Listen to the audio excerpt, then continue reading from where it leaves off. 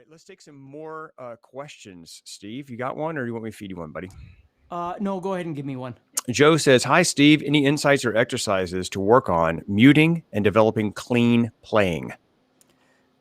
Well, there's two things I can tell you. And again, it all depends on what context you're talking about. If you're strumming or something like that, it's a little bit different. But when you go to play, let's say I was going to... Hey, you might want to minimize me, buddy. Oh, sure.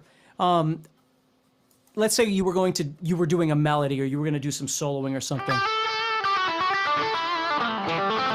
When you start playing on stage and you play really loud, what you start realizing is unless you control all your strings all the time, you wind up with a whole lot of unwanted noise. Not that you don't notice that at lower volumes, but you really notice it when you get louder. So the one thing I always tell people is make sure when you're playing, the rock star element of playing is what people hear. The real element of playing is all the stuff you're controlling behind the scenes.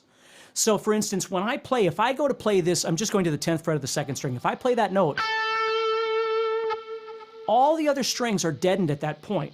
So you'll notice this hand is touching. It's touching all the strings above the second fret, except the third string. The third string is actually being touched by the tips, one or more, of my fingers from my left hand. So they touch the third string right above. And why do I do that? So I've got a little leeway when I go to pick. So every time I shift, the tips of my fingers, again, one or more, are going to touch the string right above. And then everything else above that is being deadened by this hand. As I get into the thicker strings, everything is being deadened by my index finger, and again, maybe some other fingers, but those fingers are deadening the rest of those strings. So as I move, you see how somebody's always controlling all the strings? So you only hear the string that I want you to hear. Now, if I want more than one string, then of course those get adjusted a little bit, but I'm still touching all the strings on the outside. So that's how you learn how to control those strings. If you were strumming, let's say I was doing a power chord.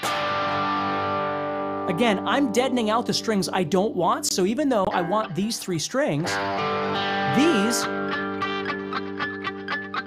are deadened. So if I do accidentally strum them, you're not going to hear them anyway. If I was playing a fifth string power chord, the sixth string is deadened by my index finger. So I don't have to sit and be careful about like hitting, the right string or something like that. I just play, and I kill those strings with my fingers.